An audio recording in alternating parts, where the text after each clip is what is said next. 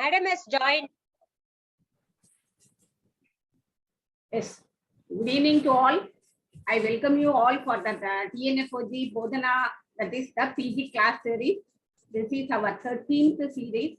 Every month, last Saturday, we will be having this Bodhana class. This month, due to some FOXy program, it has been decided to have on 23rd. Today's topic is adnexal mass.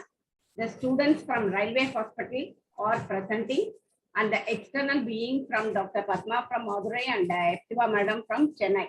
I hand over the mic to Dr. Kalpana, who is the coordinator for this program. Kalpana. Thank you, ma'am. Good evening, everyone. This Bodhana PG discussion class is a great initiative by TNFOG. This has been initiated by our dynamic secretary TNFOG, Sampath Kumari ma'am, and President Anjalakshi ma'am. This program has been very successful over the past few months, and we have learned teachers and experienced experts from outside and from the same college who will be sharing their knowledge and guiding the students. So it will be very useful for the students. So Akita Kalyani Madam, internal, external, Yendo Anjalaksh Madam, next. Sahita. Next. Yes. Yes, ma'am. It's my pleasure to invite Kalyani ma'am, who is a chief gynecologist, Railway Hospital, Perambu. She has cleared UPSC joined railways in 1990. She's a member of various organizations, presented papers in national and international conferences, teaching faculty in Railway Hospital, and she has been external and internal examiner, published many articles. Welcome you, ma'am. Thank you. Our next examiner is Hajira Fatima ma'am, who is an assistant surgeon, GH Arakonam previously, and has worked in Thurayur also, ADMO, Southern Railway 2022 now. Madam's interest is high-risk obstetrics and gynecology. Welcome you, ma'am. Thank you, ma'am. Our external examiner is Hepzibah ma'am, who is a past president TOGSI, president Chennai Menopausal Society, past Indian Menopausal Society Education Committee chairperson, research member, secretary Sabita University. Madam conducts various awareness programs, presented and published many papers in national and international journal, and Madam is a PhD guide for SRMC, Savita and SRM. She has been awarded various awards, Lifetime Achievement Award from MGR University, FOXy 2015, Teachers Teacher Award, Stanley Medical College 2016, APJ Abdul Kalam Award 2017, Best Scientist Award 2018, Best Faculty Award 2019 and 20, Excellence Specialist Award from Honorable Governor of Tamil Nadu. Madam has written few textbooks, manual on clinical obstetrics and handbook on ultrasound for training MBBS doctors. And she has written various chapters in FOXy Focus. Welcome you, ma'am. Actually, I am a student of Hepzibah ma'am in Stanley Medical College. Thank you. Me too, ma'am, in Stanley Medical College. Yes. So, teacher of teachers, correct. And it's my privilege and pleasure to welcome Padma ma'am from our own society, who is a senior consultant HOD Department of OG, Meenakshi Mission Hospital and Research Center. But she has given her CV very briefly. She was very active member of MOGs, and she has been, she was a secretary of which society, ma'am? I've forgotten. Padma, ma'am? Vijayawada Society. And madam's special interest is oncology and high-risk obstetrics. Welcome you, ma'am. Thank you. Our presenter is Dr. Nandana, DNB resident, Southern Railway Hospital. She has completed UG at Keel Park Medical College and she's doing second year DNB resident at Southern Railway Hospital, who is going to present about ovarian mass. The co-presenters are Dr. Ashwini and Dr. Mary Vinolim. Presenters, you can present. Over to you, examiners. You can start presenting, I think, before they ask. Yes.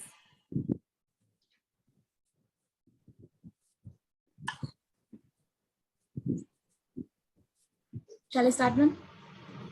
Yes, please. Yes, ma'am, start. Good evening, ma'am. Good evening. Nandana, Mrs. X. Nandana, 1 minute. Epsiba, madam, are you there? Respond பண்ணல. Joined. ஆமா, join பண்ணிருக்காங்க, but she didn't. உங்க name தெரியுது madam, but என்னன்னு சொல்லிட்டு அது அவங்க தான் நான் பார்த்தேன். ஆமா அவங்க தான். Start என்ன rain வேற மழை வேற பெய்யுது, திடீர்னு current போயிடுச்சுனா. Yes, Padma ma'am, Kalyani ma'am, shall we start? Padma ma'am. Yes, madam, we can start, madam. Sure. Yes. Sure, we're waiting. You can present. Mrs. X, 75 years old, hailing from Villivakkam, belonging to socio-economic class of lower middle class, who has completed her middle school and is a homemaker, who has been widowed for the past 20 years, attended our gynec OPD with the chief who was referred from medicine OPD in view of an incidental finding of a vascular adnexal mass in ultrasound during anemia evaluation. On further probing, she gave complaints of abdominal distension for the past 2 months. History of presenting illness. She complained of abdominal distension associated with lower abdominal heaviness, which was insidious in onset and progressive in nature for the past 2 months. She had complaints of fatigability for 6 months on and off. She has complaints of loss of appetite for the past 3 months, but there is no complaints of pain abdomen, no history of postmenopausal bleeding or spotting, no complaints of vomiting, fever or palpitation.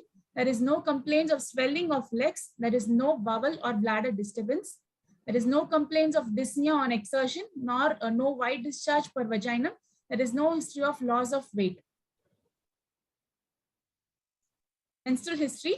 She attained menarche at the age of 11 years and she had regular cycles with 3 days flow with dysmenorrhea. She attained menopause at the age of 55 years. There is no history of perimenopausal abnormal uterine bleeding nor postmenopausal bleeding or spotting.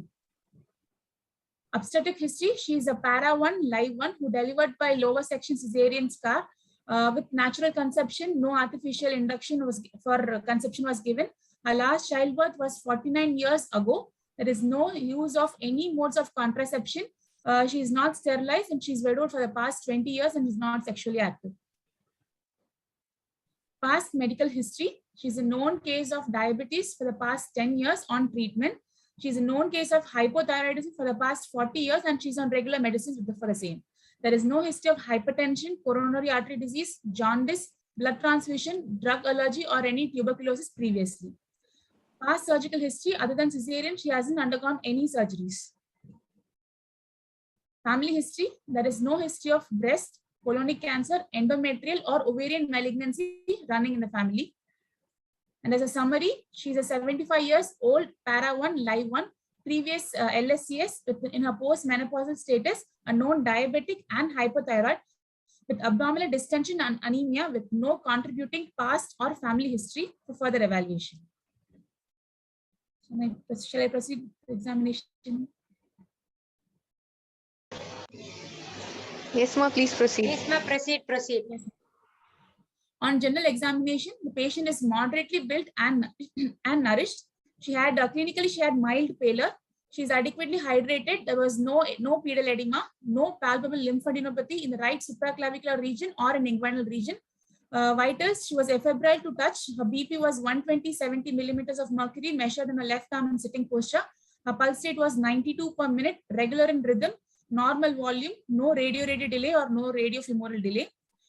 Cardiovascular system, S1 and S2 was heard with no audible murmur. Respiratory system, there was diminished breath sound in both lower lobe of lung. Right side was more pronounced compared to the left. In CNS, there was no focal neurological deficit. Her breast was normal. There was no palpable lump. Thyroid was not enlarged. Per abdomen examination, on inspection, the abdomen was uniformly distended. Skin over abdomen appears stretched and shiny. Umbilicus was in mid position and everted. All quadrants moved equally with respiration. There was a suprapubic scar which was healed and healthy. There is no sinuses, no dilated veins, no umbilical nodules, and the hernial orifice could not be elicited because of the distended abdomen. On palpation, on superficial palpation, the abdomen was uniformly distended. There was no localized rise in temperature, no guarding, no tenderness, and it was not tense. But on deep palpation, there was a 20 cross 20 centimeter abdominopelvic mass, which was palpable corresponding to a gravid uterus of 24 weeks, involving suprapubic and left iliac region. The surface was soft to firm with irregular borders. The mass had restricted mobility with minimal mobility in vertical plane. The lower border was felt. There was no palpable hepatomegaly or splenomegaly, and the inguinal and supraclavicular nodes were not palpable. Fluid thrill was present. On percussion, dull node was heard in bilateral flanks. On pelvic examination, local examination, there was scarce pubic hair. Mons and labia appears normal for the age. In vulva, there was no obvious growth or ulcer, and the urethra appeared normal. On perspiculum examination, cervix and vagina appeared healthy. The cervix was flush to vagina. On pervaginal examination, the cervix was pointing forwards. Uterus was deviated to the right, normal in size, and there was a 20 to 22 weeks size left adnexal mass palpable separately through the left fornix by abdominopelvic examination with irregular surface and soft to firm consistency. There was a fullness was felt through the pouch of Douglas. There was no fornicial tenderness. On perrectal examination, the anterior rectal mucosa was free, the parametrium was supple, and there was no palpable nodules. Diagnosis: she is a 75 years post-menopausal Paris female with anemia, ascites, and an abdominopelvic mass for further evaluation. I would like to give a differential diagnosis of ovarian neoplasia, probably malignancy. So what makes you think it is malignant?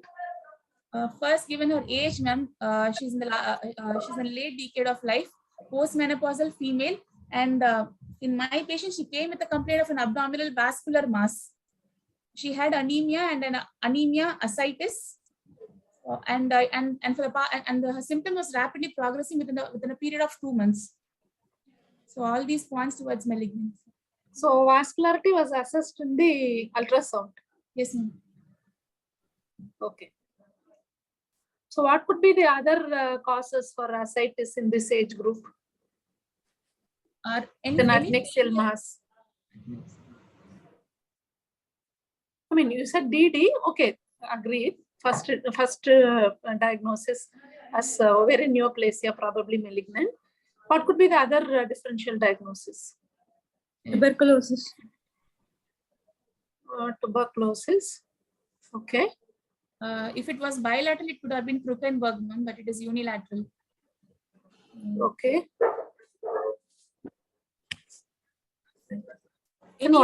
Any GI malignancy can also present as an abdominal pelvic rising from the ileum. Yeah, so, but a younger age group patient, it could be even a Meeks syndrome. Isn't it? Ovarian fibroma also can occur at that age also. Isn't it? What is Meeks syndrome? Meeks syndrome is a triad comprising of right-sided hydrothorax with ascites and a benign ovarian mass, probably fibroma. Okay. So now that you are thinking in terms of malignancy, what are the investigations you'd like to order?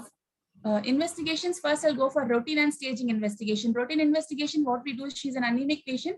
So first I will start with the complete hemogram with hemoglobin and hematocrit and renal function test, liver function test and ECG. And then I'll go for staging investigation. First, I would prefer to order for an ultrasonogram where I could find the nature of the cyst with which I can come to a conclusion whether it is benign or malignant. Then I would prefer to ask for serum markers like CA-125. Given her age, I would probably expect an epithelial carcinoma. So first I'll go with CA-125.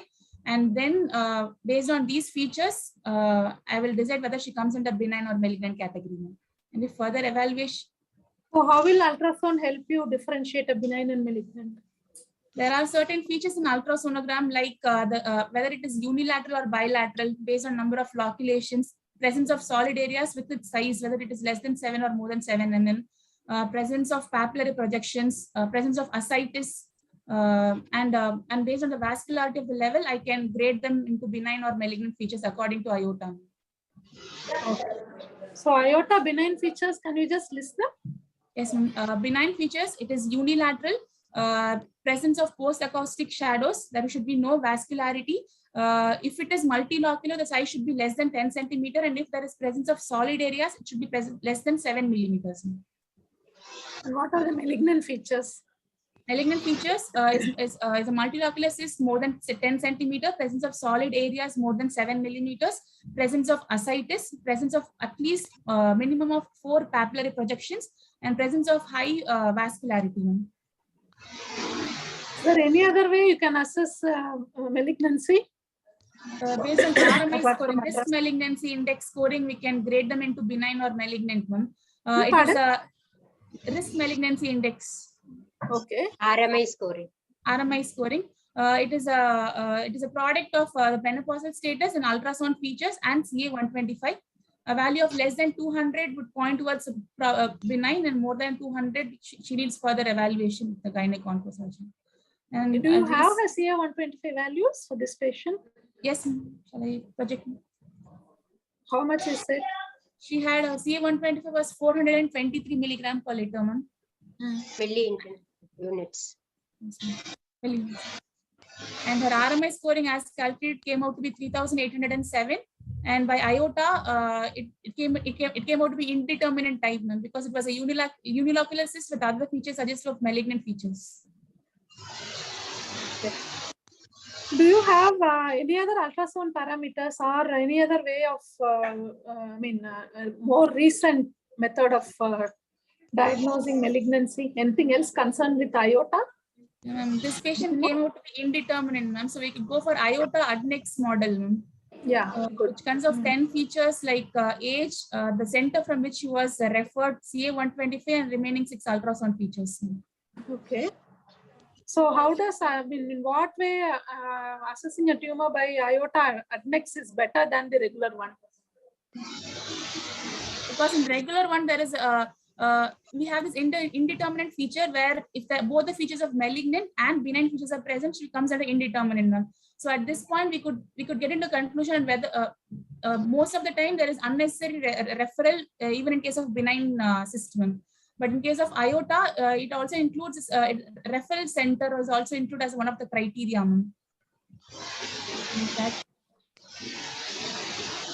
How does IOTA ADNEX, how do you think is better compared to the regular IOTA? What are the additional information? Some you echo get is coming, ma'am. Some echo or disturbance or sound is coming. All the others can unmute. Can you hear me? It is not from Padma madam, sir. Yeah, it's not from madam. Okay. Yes, ma'am. Yeah, in what way is IOTA ADNEX better than the IOTA, just the plain IOTA? What additional information you get when you calculate the risk malignancy with the ADNEX model?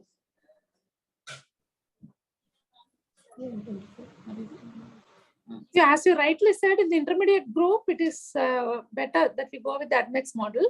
And ADNEX model doesn't help not only in differentiating the benign, it also classifies the group of tumors which are more likely to be borderline than malignant. And even among the malignant, it just tells us whether it could be a primary one from the ovary or it is a metastatic tumor to the ovary. So that is the advantage of using the ADNEX model.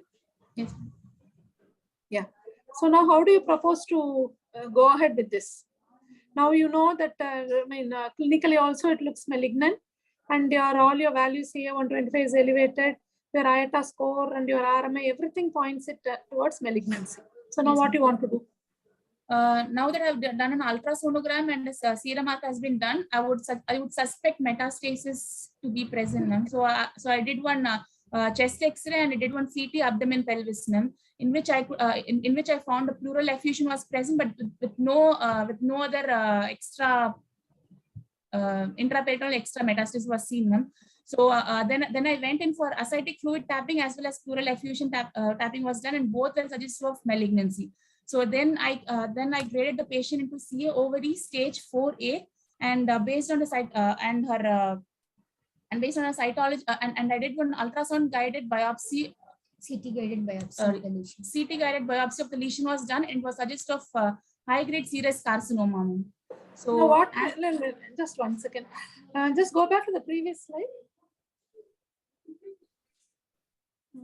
Contrast CT. No, you have, yeah, CT guided biopsy. What made you think it is stage 4? Because of the pleural fluid, okay. yes, ma'am.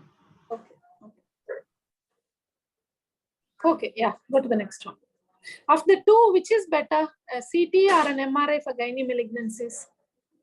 It depends upon the origin, ma'am. If I suspect an ovarian neoplasia, CT would be more better. If I go in for if I suspect an endometrial malignancy, MRI would be better as it shows soft tissue involvement and a much better precision. In case of CT, I could look for lymph nodes. I could see for metastasis and even.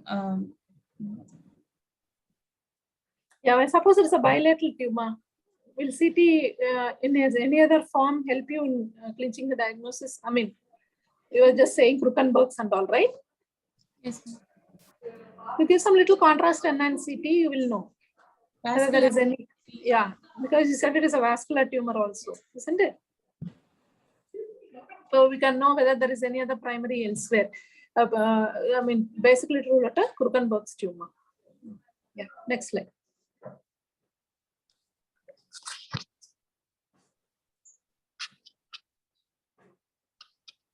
So now how do you want to go further from here? The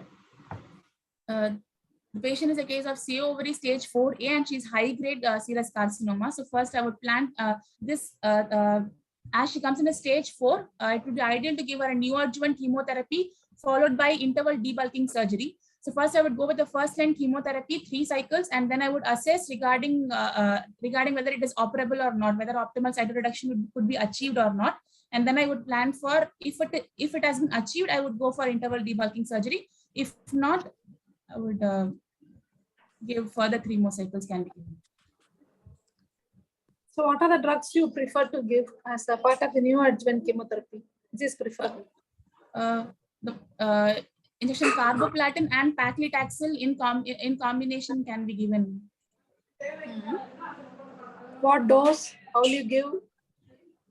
Yes, injection paclitaxel 135 milligram per meter square has to be given, and then followed by injection carboplatin, which can be calculated by Calvert's formula based on area under curve coming under 5 to 6 can be given. And how frequently you give and how do you monitor these patients? The chemotherapy is given once in every 3 weeks, and the patient has to be reassessed at the end of every 3rd cycle after 3 weeks. She can be assessed with this patient. She's an epithelial cancer, whatever, any ovarian cancer. She can be assessed with ultrasonogram and CA-125 values. So based on upfront values and the post chemo values, we can assess whether whether she's responding to a treatment or not.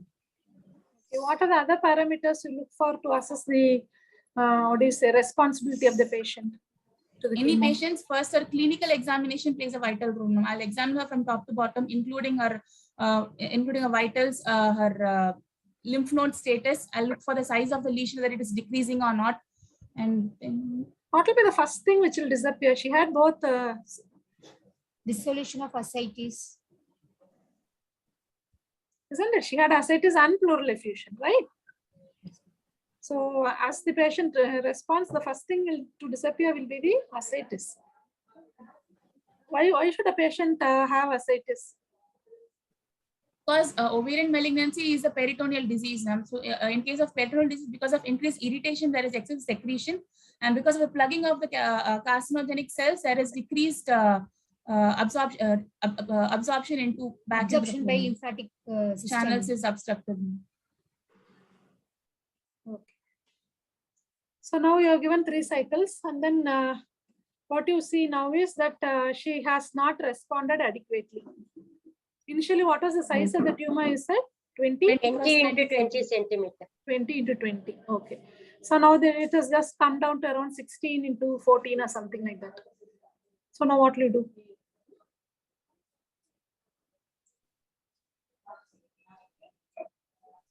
Do you continue with the same chemotherapy, or something else can be done? We can go in for interval debulking surgery. Interval debulking. No, but she has not responded adequately, right? It's not response. Will Please you take change a the go for drug? interval debulking, or you like to give a second change in the line of Change chemo? of drug and then you will go for. If So at once all again- it is a change of drug, what is the drug of choice? As this patient was also having ascites and pleural effusion, I would prefer to give bevacizumab Bevacizumab, not now, no? That is adjuvant. once the patient has completely recovered, then as a follow-up drug, you keep it. Not now. So what you do now is, you are given the chemo, and if you think that the response is not adequate, once again, it has to go for a tumor board meeting. Everybody, who the gynae oncologist, and see, any treatment, like when they are not, the response is not in the standard ways, then it is always a multidisciplinary team discussion, and then we take a plan of action. Okay, now we have decided for a interval site reduction. So how do you proceed with that interval site reduction? First, I would go for a multidisciplinary approach. The patient being a stage 4A, I would get the surgical oncologist on team, and then I will proceed with the surgery. First, I'll consult them whether optimal cytoreduction can be achieved in this patient, and only if it is possible, we could How go will you for- assess it? Once again, you need to repeat the imaging, right? CT, and if needed, even PET CT, because it's a stage 4 tumor. Whether you need to know whether there is any other met somewhere in the brain, liver, lungs, all those things. You do once again a repeat imaging, and then you decide. Suppose there is no other, it's not like no mets in the liver, lung, all those things. Then if it is just entirely confined to the peritoneum, then you can proceed. So what will you do when you are taking her up for interval site reduction?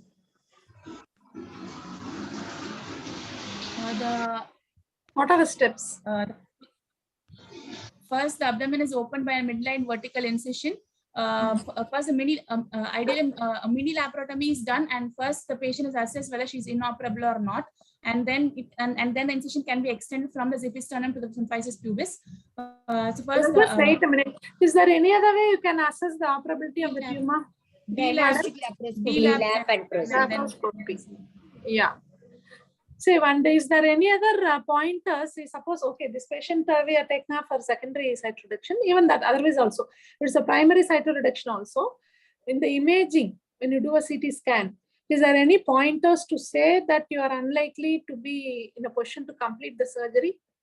There are certain features like the involvement of liver parenchyma, involvement of porta hepatis, involvement of small bowel mesentery or lesser momentum, and massive ascites. All these are pointers that we can't achieve optimal cytoreduction. Yeah. Even before So when there are opening, big deposits, when there are big deposits in the root of mesentery, or if there is extensive peritoneal carcinomatosis, then it is unlikely we will not be in a position to achieve an optimal site reduction. So in these cases, when especially in this kind of a case, who has presented initially with 4A, rather than just once again with just opening and closing, we will go for a second line chemotherapy.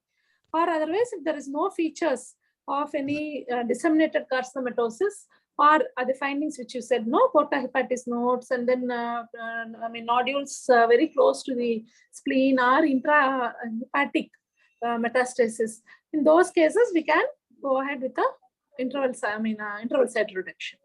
So what are the steps you follow when you want to do an interval site reduction?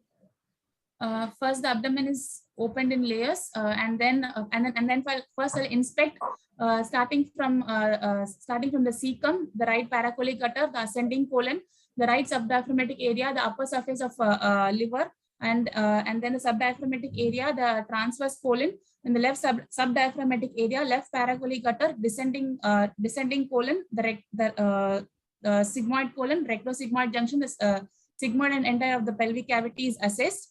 And then I'll proceed with extrafacial hystectomy with bilateral salpingo-oophorectomy with appendicectomy in case of mucinous carcinoma, followed by bilateral pelvic lymph node dissection and parietic node sampling if it is enlarged. And as she's high grade, I would go for a supracolic omentectomy with multiple peritoneal biopsies and peritoneal washing before. First, you have to tell. At the last, when you are finishing, you are telling. Ascitic fluid was there. You never told about the Ascitic tapping. That's how you do a total momentectomy also. Okay. So then once the report comes, I mean, when do you say it is optimal cytoreduction? Now it is even microscopical disease should be removed as per newer guidelines of optimal cytoreduction. Previous it was less than 1 centimeter. Not microscopic you can't remove, right? So what you do is there should not be any visible disease at the end of the surgery. Initially it was 1 centimeter, then they said 5 millimeters, then they said 1 millimeter. At the end now, right now, no, there should not be any visible disease in the peritoneal cavity when you come out. Okay, and even the microscopic disease, as I said, is there any way to control the microscopic disease? Sorry? Is there any way intraoperatively you can do something to control the microscopic disease? Have you heard of HIPEC? At the end of cytoreduction, something? Have you heard of HIPEC? Yes, ma'am. Hypothermic intraperitoneal chemotherapy. Yeah, mostly this colonic malignancies they are using, but ovary, I mean, some centers are using it, HIPEC. Okay, so now you're done the surgery. What next? You are given her an optimal cytoreduction. What next? I would prefer to give her adjuvant chemotherapy after 3 weeks. For how many cycles? How many more cycles? First, I would give her 3 cycles, and then I will assess her, ma'am, based on her response, whether she has whether there is resolution or not. I would prefer after 3 cycles.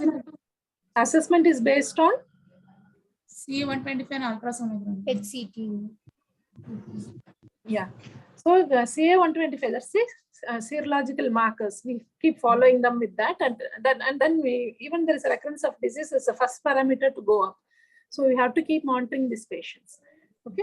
Suppose now you went in and then you found that she was having a large, rectosigmoid involvement. What will you do? Section and anastomosis can be done, ma'am. Is there any other factor you will just try to, assess before when you do before doing surgery like this? Initially, as you are inspecting the abdomen itself, you found that she is having a rectosigmoid involvement. I would prefer to do a colonoscopy and UGI-scopy. No. Intra-op you have seen. intra-op you are seeing. Rectosigmoid junction, there is a big mass. So what will you do?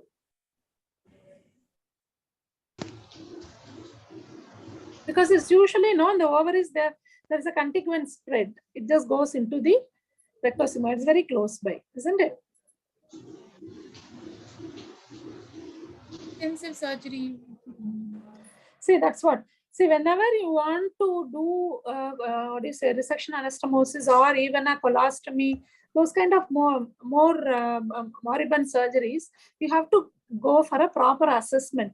If the disease is limited to 2 organ systems within the peritoneal cavity, suppose there is a splenic deficit, you remove the spleen and then you do the surgery and the patient will get a complete cytoreduction, it is good.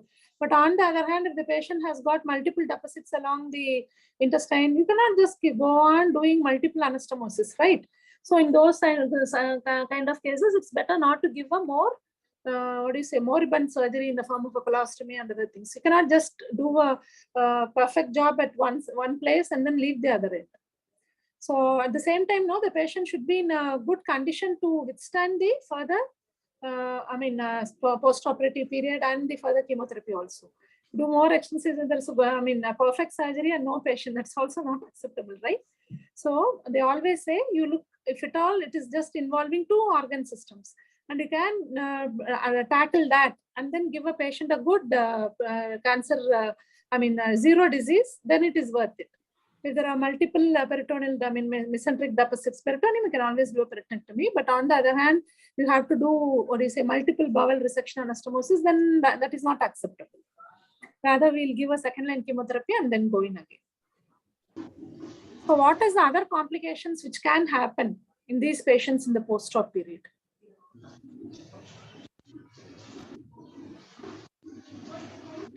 What precautions you should take? This being an extensive surgery, first I would prefer I would go to pulmonary spirometry, chest physiotherapy, everything would be explained. And this one being a prolonged surgery, I would prefer to give thromboprophylaxis for the patient. Get stocking prior to surgery. During surgery, I would anticipate excessive blood loss and blood products would be kept ready for the patient. I would explain the patient as well as the attender regarding the nature of the disease and need for extensive surgeries, and even prolonged morbidity, chance of recurrence, and immediate post-op after thromboprophylaxis. I would prefer to ambulate the patient early and give her adequate protein supplements, correct her blood loss. Okay, that is in the immediate period.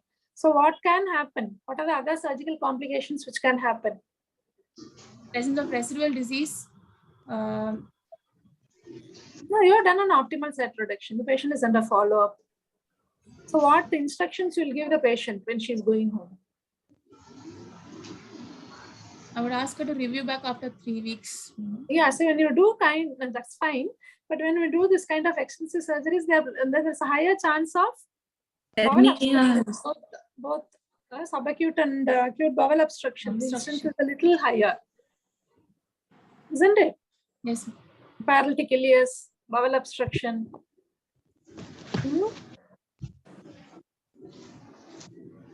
So in the immediate post-op period, you have to carefully look for any features of any ileus, paralytic ileus, and then you have to take care of the patient. Tell her that if she has any vomiting and she has got any obstipation, then she has to report immediately.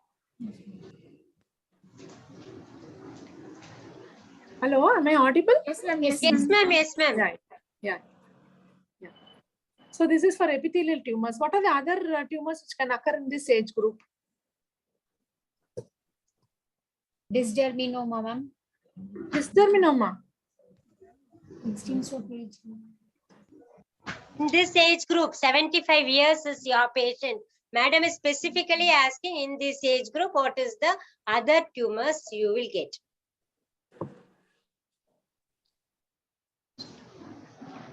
Broadly, what are the different tumor categories, ma? Epithelial, germ cell tumors, and then sex cord stromal tumors, ma'am. Yeah. So what can happen? Germ cell tumors, which age group you get? Early decades of life, 15 to 20 years. Within early decades of life, Yeah. germ cell tumors are very common. Yeah. So it is usually in the earlier decades of life. And then, so what could be the other disease which can happen in this age group? Stromal tumors, ma'am. What stromal tumors? Certainly Leydig tumor cells or granular cell tumors can happen. Granular cell? Yeah, granular cell can happen. Yeah. So what will be the presentation in those kind of patients? She'll present with irregular bleeding, ma'am, and the mass is usually unilateral in granular cell tumors. Why there is irregular bleeding in granular cell tumor? Because granulosa is estrogen producing tumors, so which will activate the endometrial tissues, for which the patient will have even bleeding in postmenopausal status. Yeah. So any patient who is presenting with postmenopausal bleeding, we need to be careful, isn't it? We have to sample the endometrium, plus we have to do a proper imaging of the ovaries. I think only I am asking questions. Anybody else wants to ask? Madam, you are external, so you are continuously asking. Yes, Dr. Patna, in internals will, if the students are struggling, internals will help. External, Padma, you can ask External, they are so- examining our students. So we are That's keeping what- quiet. They're Epsiba so well madam's, prepared. no, madam, nothing. Epsiba madam's battery is very low, so she is enjoying the way you are asking the questions. Yeah, the student is so good. She is answering before she could put some questions. She is thorough. That's true. From which college she is from? Which Railway college, ma? medical. Yeah, she's so As well usual. prepared. The As presentation was good usual, and she Kalyani just has almost trained. answered. For your, level of, pardon? Even they are Dr. Kalyani has trained them so So well. well. She's so Yeah. Thank you, thorough ma'am. with Thank us, you. no? Students are also very good, ma'am. Every recent thing she's talking very well. Good, Madam, good. our thesis itself is IOTA, ma'am. But whatever she has learned, she Yes, has ma'am. read it thoroughly. ma'am. Thoroughly she has done. No, All the she best did for your really well. exams. She's done really well. If Really you get an well. ovarian case in the exam, you will definitely get the highest marks. Gold, Yes. gold, gold medal. Congratulations, Very good. Nandana. I'm really proud. Madam, not yet finished. Padma madam, continue. Yes, continue, ma'am. We are just enjoying the interaction. In between, little bit relaxation. Yeah. Suppose it was a bilateral ovarian tumor, then what will be your initial workup? What else it should include? Any bilateral will probably suggest suspect Krukenberg tumor, ma'am. So first we'll go for a GI evaluation and look for whether there is effusion or not, ma'am. For this patient or any? No. What else? See, Krukenberg's, it's okay. What are the organs of origin where the tumor can come from? Breast, GAT, ma'am. Anywhere So in the breast, you say breast clinical also you should examine, right? Every patient you have to examine. Okay, breast. Then what else? anywhere in the GAT Hmm. for the primary tumor. So we'll ask any GI symptoms and we'll do CEA embryonic antigen and we'll get it done by UJ-scopy and colonoscopy, ma'am, if needed. So any bilateral tumors, proper breast examination, and if need be, even if you're not able, small tumors you cannot pick up. So if the patient can afford, probably you could get a mammogram also. And you have to do a upper GI-scopy. You should get the opinion from the gastroenterologist to see whether it is any primary elsewhere, which we are missing. Okay, suppose if it is a Krukenberg's tumor, what will be a management? In a multidisciplinary approach, I would get the surgeon on board, ma'am. First, I would find the primary, ma'am, from where it is arising. I would do like to do a UJ-scopy and colonoscopy, get a biopsy done, and find out the primary. And once the primary tumor is resected, this will get clear. This will disappear, or you have to do a resection? It will disappear. It will disappear. So, depending on the primary. If at all you are opening the abdomen, then you can all the well do the oophorectomy also, right? Yes. And any patient with CA breast, they always try to do a oophorectomy also. Oophorectomy, prophylactic oophorectomy they are doing. Prophylactic oophorectomy is being done. Yeah. And so is there any way you can prevent malignancy? In a breast Epithelial tumors. Epithelial tumors. This lady is 75 years old. She has got a daughter who is 40. And seeing her mother being treated for CA ovary, she is worried.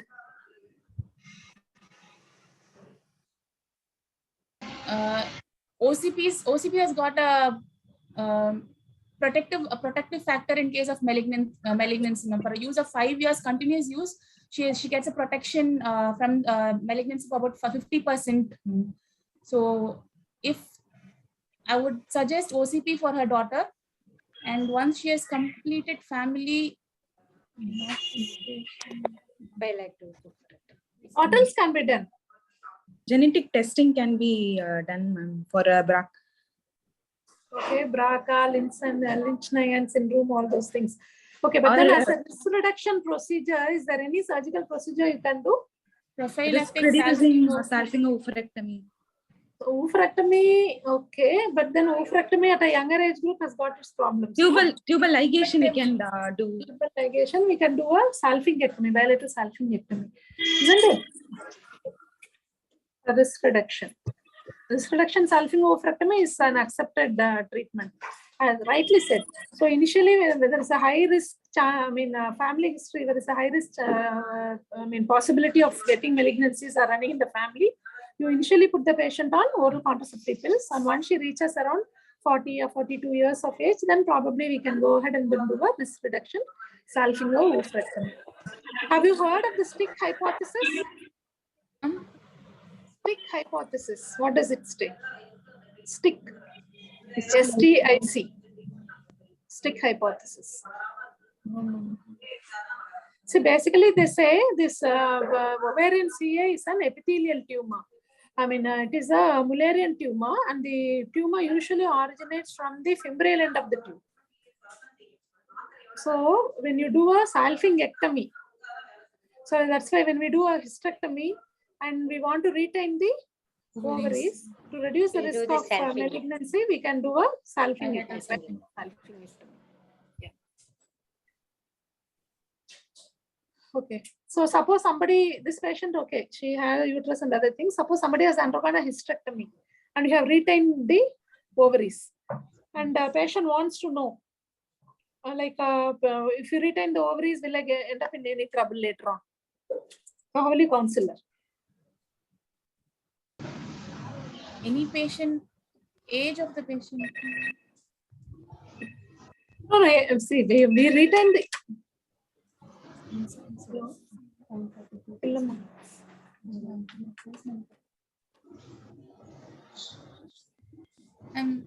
Hello.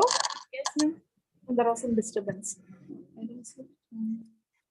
Yes, ma'am, we can hear you.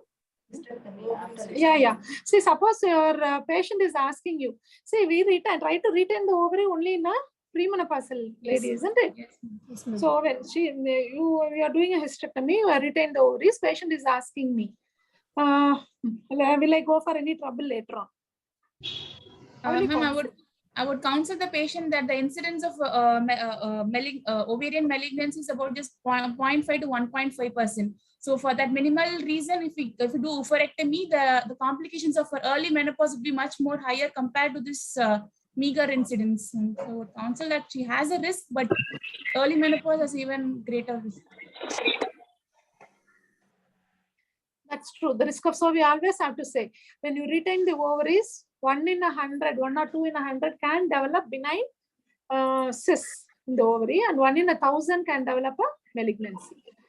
So you have to make the patient understand. Once you explain that almost the majority of the 999 are not going to get a malignancy, they always will give a consent for retaining the ovaries. Okay. I think she has done very well. What question to ask is that? Yeah, that's what I run out of questions now. So Hepzibah ma'am, you want to ask her something? Madam's battery and net connection is not good. So otherwise she would have asked some more questions. When Dr. Nandana, Patma madam was asking all recent things, I will ask only one basic thing. Why the ovarian cancer is fast growing? Ma'am, why is the ovarian?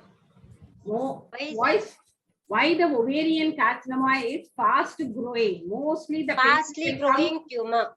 Only in the last stage, with 5 centimeters and all, the patient will not come. They will think that it is an abdominal distension. Why the tumor is so fast growing? And because the cell of origin for ovarian tumor is ovary, fallopian tube, and peritoneum. So given a larger, everything cell of origin will be same. If the uterus, it will be uterus. It's the actively dividing cell, which is the one of the intraperitoneal organ not covered by peritoneum. Ovary is not covered by peritoneum. That is the reason it is fastly growing. Is it covered by peritoneum? So no restriction. So it will grow continuously. So most of the time patients will come only in the stage 4. Painless. See, for Because- your patient, if surgery is done, if you want to tell us 4B, what should be the finding in surgery? Staging. Now you told us 4A, no, because Yes, of ma'am. pleural efficient. Yes, Suppose if it is after surgery 4B, which is involvement of liver Bladder. probably. Padma madam has covered everything, and you have notes and Very thoroughly you prepared. are, the credit goes to Kalyani madam or Dr. Nandana, we don't know. Both. Thank you, ma'am. Fantastic Thank you. preparation. We were discussing all these questions yesterday and day before yesterday, ma'am. That's what she's so well prepared. No, if they answer this much, definitely they will. In get through. examination, we expected. expect only this amount, madam, not Yeah. more than this. Everything So she if is you are accepting answering mode means you will go to Delhi to get the medal, first best outgoing from the dependent. So if it is the recent advance, what is the 3 points you will tell? Recent advance in ovarian cancer to improve the treatment. Introduction of bevacizumab is a newer advancement. What is it? Is a anti-vascular endothelial growth factor. Antigenic. Then It can be given along with carboplatin paclitaxel from starting from second cycle in view of risk of perforation. And then HIPIC has been used in stage 3 where there is excessive peritoneal disease. so they tell that paclitaxel can be given weekly with the those- monitoring of CA 125. Yes, ma'am. So these are all the recent advance in ovarian cancer. PARP inhibitors. Yes, ma'am. Somewhere. Yes, Somewhere. madam. Welcome, madam. Anjalakshmi, madam. Sorry, Yes, sorry, ma'am. I'm Madam, you joining can very also late. ask some questions, ma'am. Yes, madam was busy with something. Now she has See, joined. actually, the recent advances you were asking, so they have to talk about the gene mutation also. Yes, they If were there is a talking, gene madam. mutation, is there? They've told her. Yes, Padma madam Yes. asked, they told everything. Genetic mutation, she told me. Okay. Very good then. And sorry, Fantastic, teachers, I have joined very late. Fatima madam, you can ask I something. thank the external and the internal teachers for this. Madam, Ah, please, அப்புறம் thank பண்ணுங்க. Madam, இன்னும் half an hour இருக்கு, ma'am. We can ask questions. Okay. Fatima, you can, Dr. Fatima, you can ask. Achira, Nandana, what is ovarian cancer symptom index? Anyone can answer. Ashwini. Ma'am, presence of newly onset urinary frequency or urgency or abdominal distension or abdominal pain, and so these are all the symptoms. They are recurring in more than 12 times per month within 1 year, ma'am. They probably point towards ovarian malignancy. Where it has sensitivity for ovarian CA, 50% for early ovarian CA, and 80% for advanced CA. What the symptom which you missed was Early satiety, yes. early satiety. Yeah. In one of the slides, Nandana, general examination slide, I think supraclavicular node was mentioned. Yes, ma'am. By mistake, right supraclavicular node was written. hey. So, okay, I know you must have meant the left supraclavicular node. Can you tell me why the left supraclavicular node is important and not the right? Ma'am, ovarian malignancy is a peritoneal disease, ma'am. So all the lymphatic channel drains through the cisterna chyli, which ascends to the thoracic duct. And the thoracic duct drains into the left supraclavicular vein, and as well as the left supraclavicular node, virtuous node also drains into the left supraclavicular vein, and its position is close to its drainage. So the involvement of virtuous node is more common in any in ovarian as well as in GI malignancy. Why always in staging laparotomy, if the inspection is done in clockwise direction? It's a simple question. It's a basic. Because the direction of bowel movement is along the clockwise direction. Bowel movement? Peritoneal fluid. Fluid Peritoneal current. current, peritoneal current or peritoneal fluid moves in that way only. So you are going to inspect in clockwise direction. Okay. And what age would you advise risk reducing salpingo-oophorectomy? Ma'am, if the patient is BRCA1, BRCA positive, whether she is BRCA1 or 2, ma'am, BRCA1 has got an increased risk of ovarian malignancy than breast. So it suggests for an early removal in about 35 to 40 years in BRCA1 mutation and 40 to 45 years in case of BRCA2 mutation. Okay. What will you do in a case of reproductive age group? Patient wants to conserve her ovary because she has not finished her family. She is only 28 years, came with a disease of stage 1B. What will you do? First, how will you follow up? Provide the patient wants to preserve her uterus, I would go for a fertility sparing surgery, ma'am. It involves a unilateral salpingo-oophorectomy with ipsilateral pelvic lymph node dissection, followed by omentectomy and peritoneal biopsy can be done, ma'am. And the patient should be under continuous monitoring, and completion surgery should be done immediately after completion of family. Family completed. Okay. If you can't do the fertility preservation, our own patient came with the, after doing unilateral salpingo-oophorectomy, patient again came with the tumor in the next ovary, and patient has to go in for staging laparotomy. What you will do? I could counsel the patient for embryo preservation, ma'am. Embryo preservation? Embryo. What do you want to preserve? You tell. Why embryo? Oocyte preservation. Okay. The ovary can be preserved. If patient needs to go for a radiation therapy after this because of some involvement, is there any technique to be followed during the surgery for the other ovary?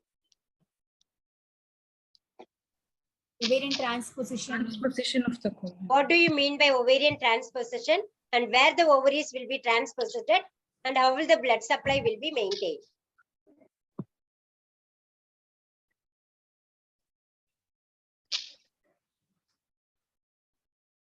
Still correct only, ovarian transposition. Which region will do? Lateral abdominal wall, ma'am. Abdominal wall or? Rest thigh. Kalyani madam, you have taught everything which others will ask, but you didn't teach what you will ask. They have to get exposed to the other questions also, no, ma'am. Every time only one examiner and they are going and facing the external there, they should not fumble. That's why. Yes. Okay. Fantastic student. Thank you, ma'am. Thank you. Nandana, simple question only answer your madam. Still, where will you transpose it?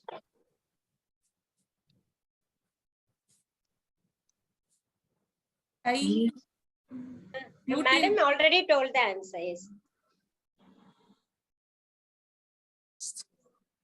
It is iliac fossa. So where will you go and take the ovary and keep, and then you have to secure the blood supply also.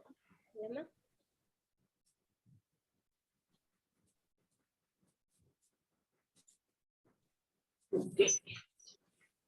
Then you have to read and tell me tomorrow.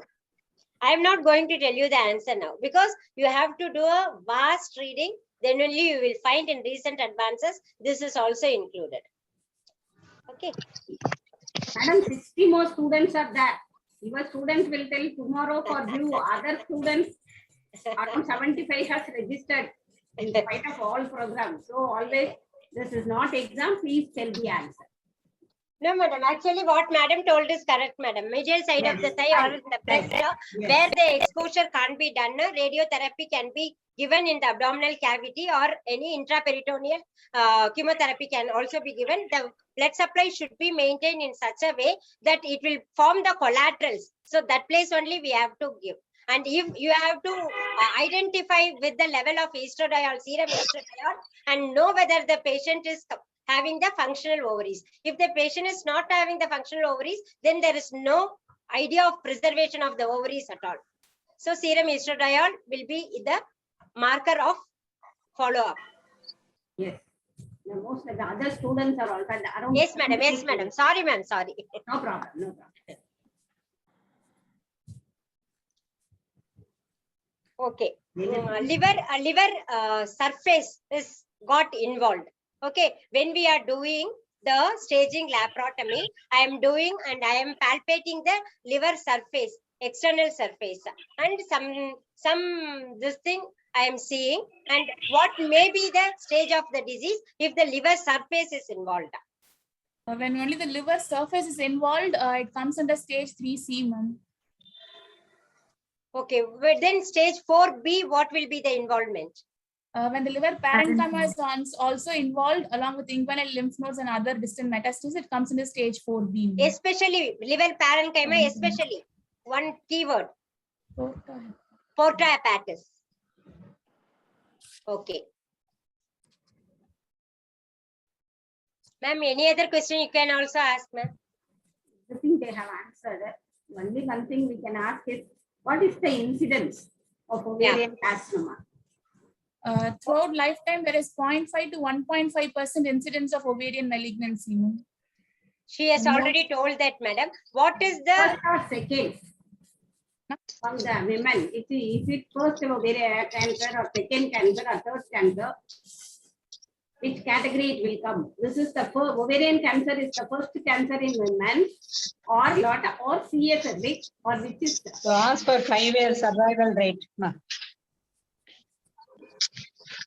So you cannot understand, no? Ma'am, this is the ovarian cancer is the fourth most common cancer, ma'am. Worldwide, what is the incidence per year? Today, as on date, 1.5. 1.5. 2,25,000. Okay. These are all, if you don't know nothing. Yes, I asked. This is for medal questions. That's all. This is very Medal good. questions. No problem. You have done a fantastic job.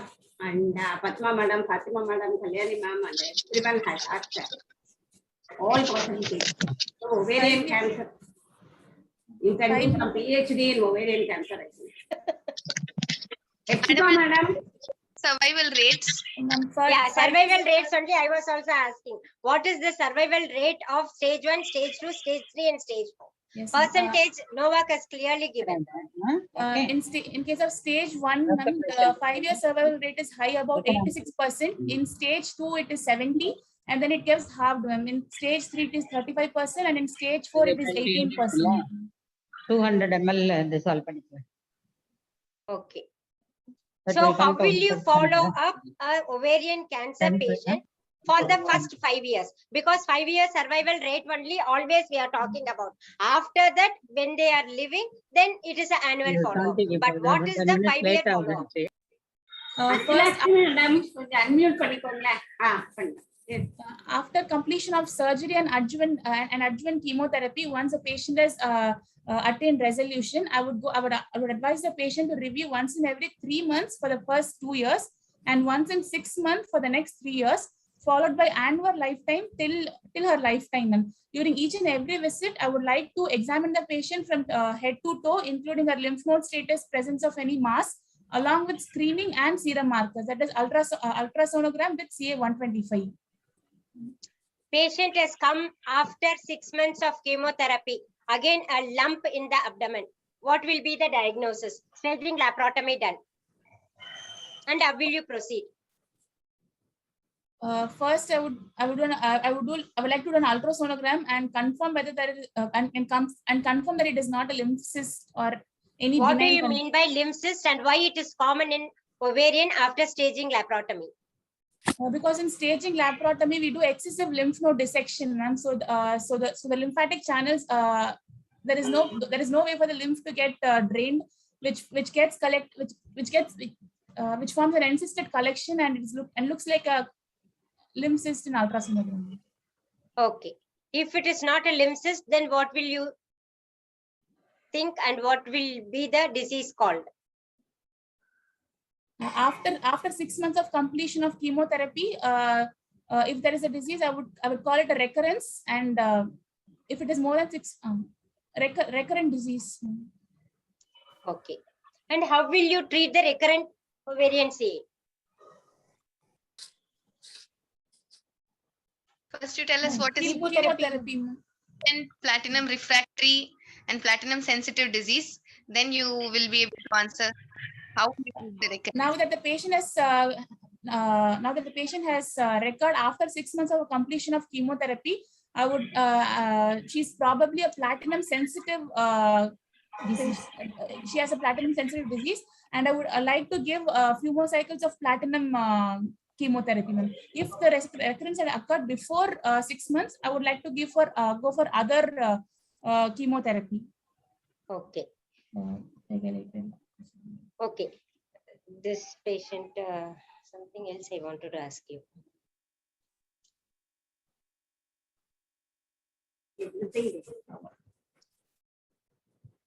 What is platinum refractory and what chemo will you use in platinum refractory cases? When the patient is on treatment and if the disease is still persistent, or if she recurs within 4 weeks of her last treatment, she comes under the category of platinum refractory. In those cases, we have to go for drugs like pegylated doxorubicin, gemcitabine. When you are planning for doxorubicin, what is the minimal investigation you will do and what type of the drug it is?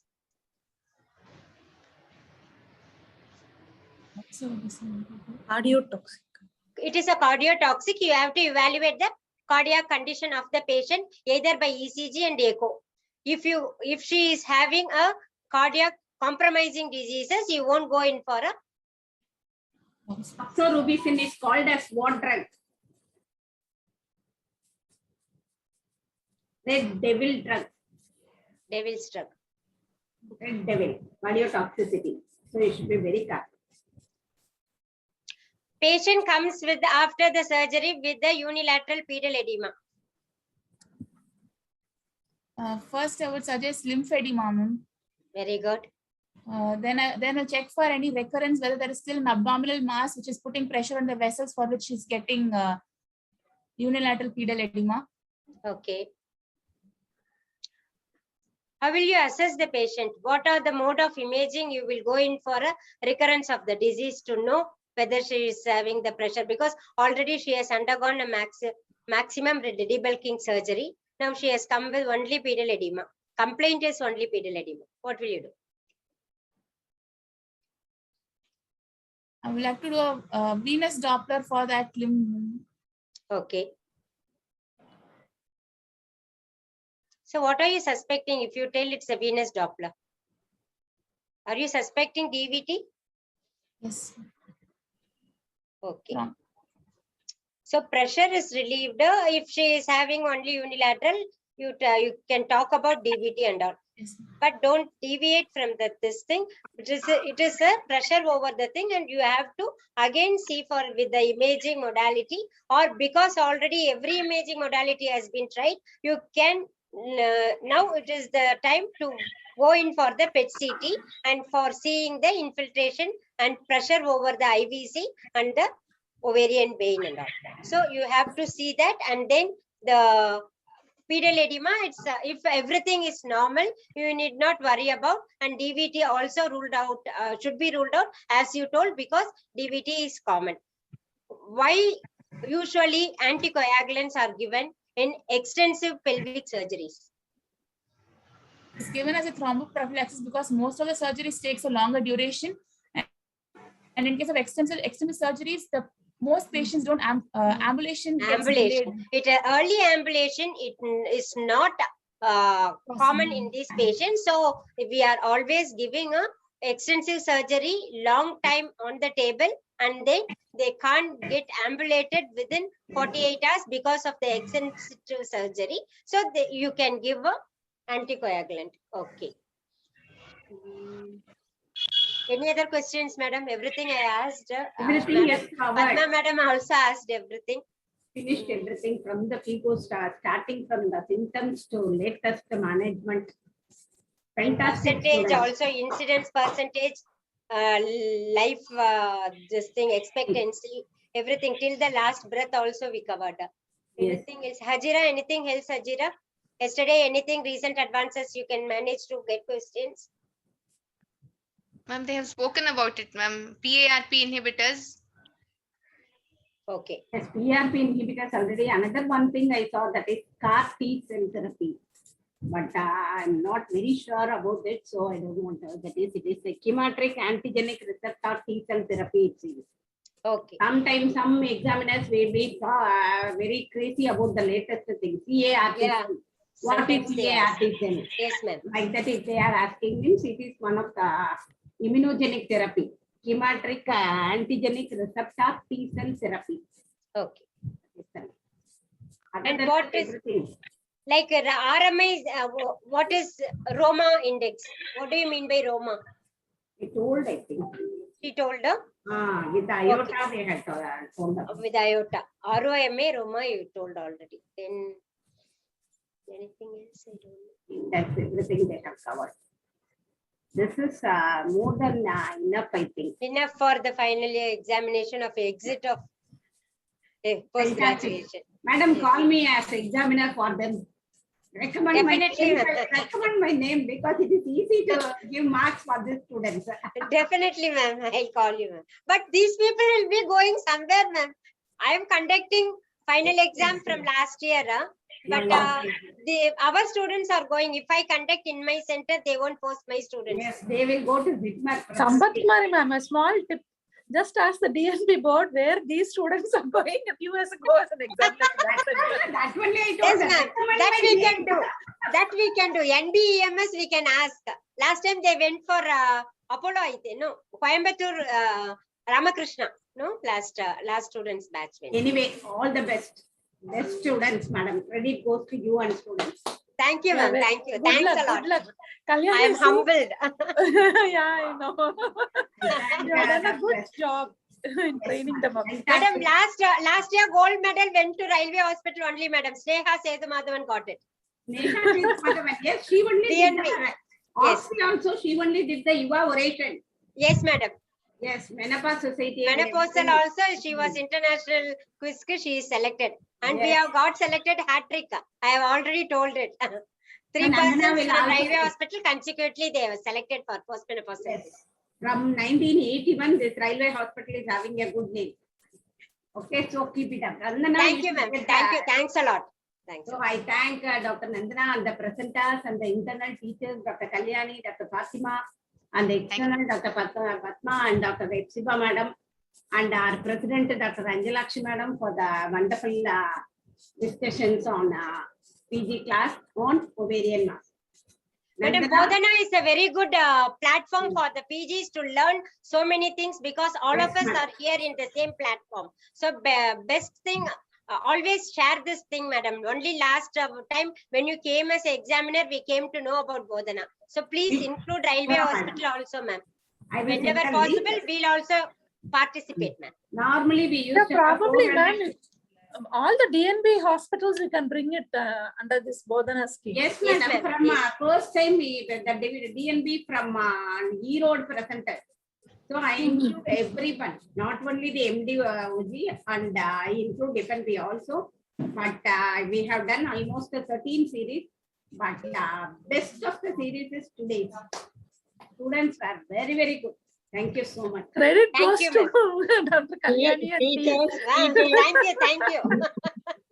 teachers, Dr. Anjalakshi here. Thank you very much for your wonderful discussion. Though I have listened at the end, I have missed your the beginning part of the presentation and the discussion. Thank you all.